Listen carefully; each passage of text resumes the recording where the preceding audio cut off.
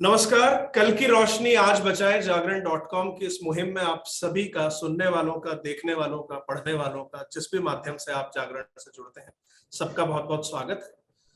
पृथ्वी दिवस पर हम, जैसा लगातार आप देख रहे हैं, पूरा कैंपेन हमने अर्थ आवर से शुरू किया था और अर्थ डे तक हम इसे लेकर आए हैं। और अब हम लोग इस विचार में हैं कि ये इतना पुनीत कार्य है, लोगों तक ये संदेश पहुंचाना, तो क्यों ना साल भर इस पे बात जारी रखी जाए, आप तक वो बातें पहुंचाई जाए।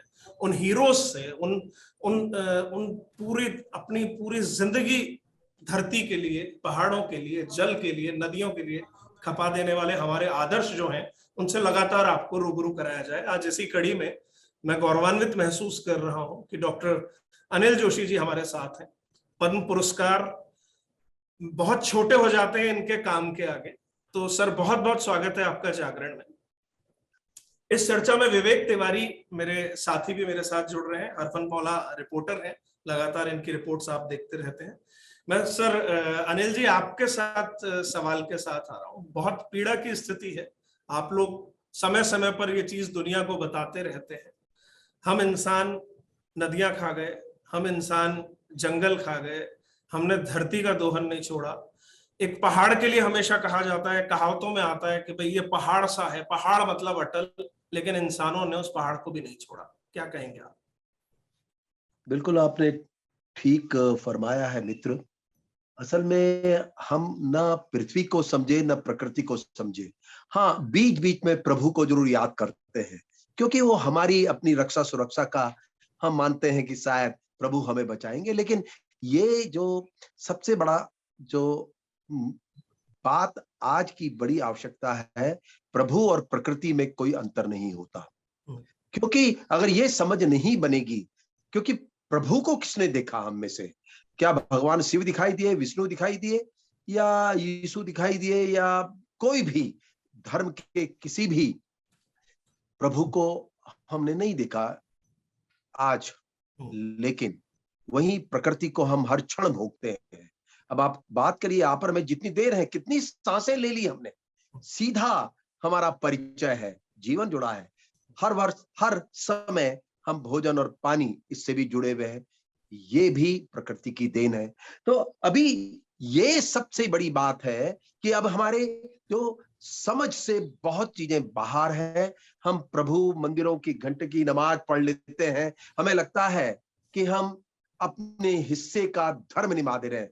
धर्म अब पारिस्थितिकी और प्रकृति को मानना पड़ेगा, क्योंकि प्रकृति, वन, नदी, जंगल, हवा, मिट्टी, पानी, ये कोई अंतर नहीं करता।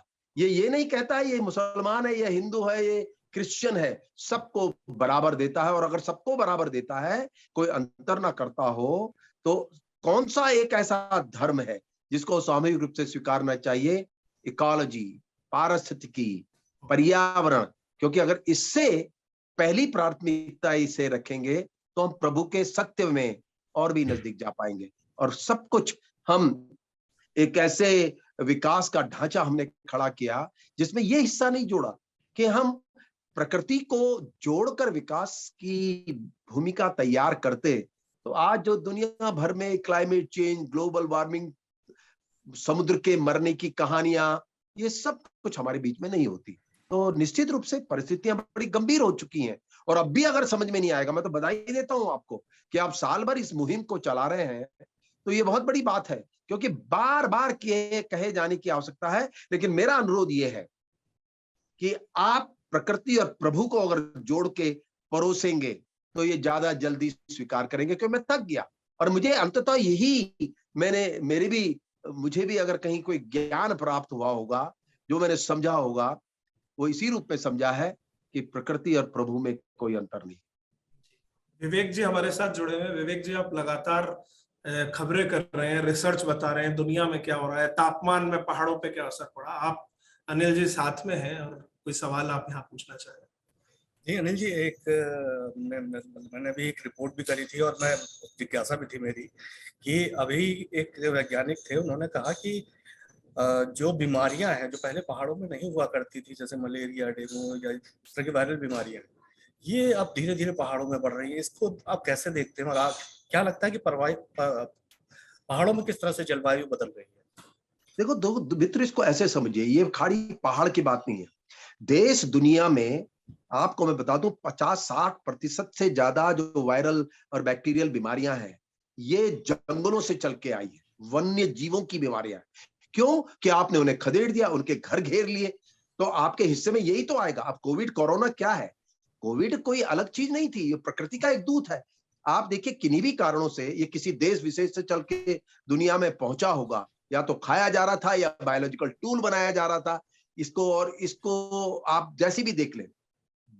आप देखिए पिछले कुछ समय से कभी भी नहीं सुना स्वाइन फ्लू, बर्ड फ्लू, ये तमाम तरह की बीमारियां एक, और ये जो नए नए नामों के तूफान है जो कभी कभी सुने नहीं। अब आपकी भी उम्र इतनी हो चुकी है, आप देखिए 20 साल पहले क्या हर 6 महीने में, चाहे कैलिफोर्निया हो या ऑस्ट्रेलिया हो, नए नए तूफानों के नाम के साथ आ रहे हैं।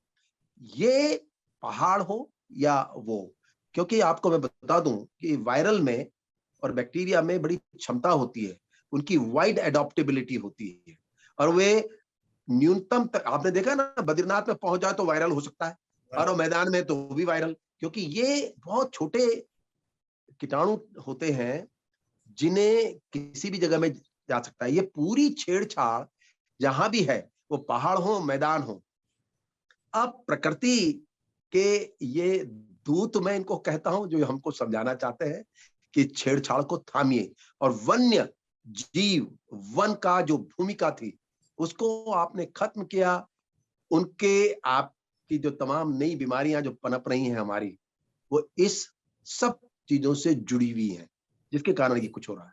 जी सर, एक सवाल यहाँ जहन में है कि पूरी दुनिया के आप जैसे लोग जो हैं, जो जिन्होंने अपना पूरा जीवन लगा दिया, 4 दशक होने को आए कि आप लगे पड़े, समझा रहे हैं, मान रहे हैं, लगातार हीरोज अपना काम कर रहे हैं, एनजीओ अपना काम कर रहे हैं। ऐसा नहीं है कि सरकार योजनाएं नहीं बनाती, बनती हैं, कागजों में रह जाती हैं, पूरी तरह से नहीं आ पाती। किसको सबसे ज्यादा कोफ्त, मैं अगर कहूं कि डॉक्टर अनिल जोशी जी को सबसे ज्यादा कोफ्त अगर होती है आज की परिस्थिति को देख के, और आने वाले फ्यूचर में जो स्थितियां आने वाली हो देख के, सबसे ज्यादा पीड़ा किससे होती है? कि एक आम आदमी नहीं समझ रहा, सरकारें नहीं समझ रही, कि ब्यूरोक्रेसी नहीं कर रही, कौन है? देखिए मैं एक बात, देखो मित्र, मैं बड़ा स्पष्ट हूं अपनी अप्रोच के लिए। स्पष्टता यह है कि जिस प्रकृति को सब भोगते हो, और प्रकृति का नियम भी है, अंग्रेजी में कहते हैं इसको, consumer must be A contributor, it's a principle of nature. अब आप ये बताइए कि इस पृथ्वी में जो पैदा हुआ, मनुष्य हो वन्य जीव हो, उसको कंट्रीब्यूट भी करना है। अब आइए, हम में से कौन है जिसको पानी हवा नहीं चाहिए, भोजन नहीं चाहिए था?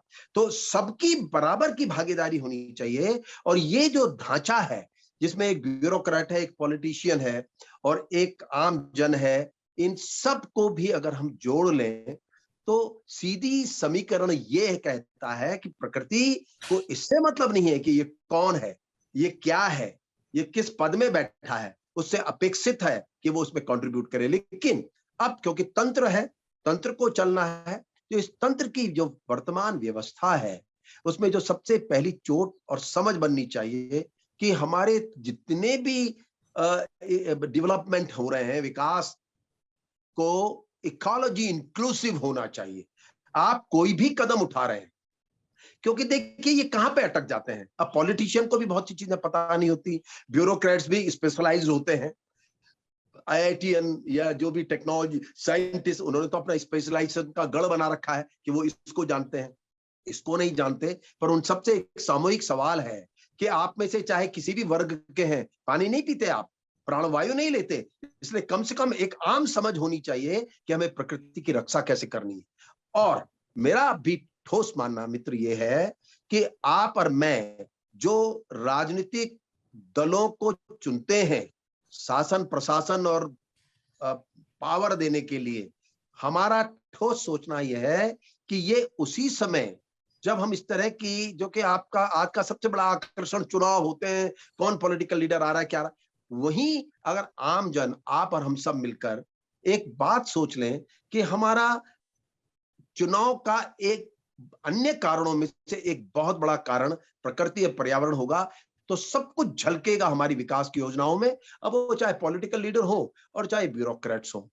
और जो बात सबसे बड़ी है कि जो मुहिम है, जो आपने ये मुहिम शुरू की है, इस मुहिम में ये बात जरूर महसूस करानी है कि हम में से कौन है जिसे पानी नहीं चाहिए। अब आप पे पैसे हो सकते हैं, आप वाटर बॉटल खरीद लें, आप पे पैसे हो सकते हैं, आप वाटर प्यूरिफायर खरीद लें। आपने किस तरह बाजार बना दिया, देखिए प्रकृति को भी बेचना शुरू कर दिया। तो जब इस हद तक आप नीचे पहुंच गए, तो आपको क्या लगता है प्रकृति आपको क्षमा करेगी? तो ये समझ एक सामूहिक का सवाल है, क्योंकि क्या है, अगर एक वर्ग विशेष को हम, राजनीतिज्ञों को, ब्यूरोक्रेट्स को हम इस तरह से बोले, या हम उन तमाम विकास की योजनाओं में एक अलग खाली कुछ समय के लिए उंगली उठाएं और बाकी चुपचाप बैठ जाए, सामूहिकता और सामूहिक दायित्व ये प्रकृति हमसे चाहती है। और इसके लिए आप और मैं, हम सबको जोड़ करके प्रकृति के संरक्षण के लिए आगे आना होगा।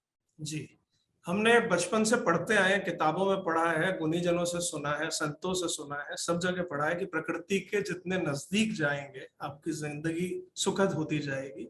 लेकिन त्रासदी है कि हम प्रकृति को खत्म करने पे लगे हुए हैं। अब भी समय है, कुछ नहीं बिगड़ा है। हम प्रकृति को देवता तुल्य मानते हैं, माता कहते हैं, कुदरत है।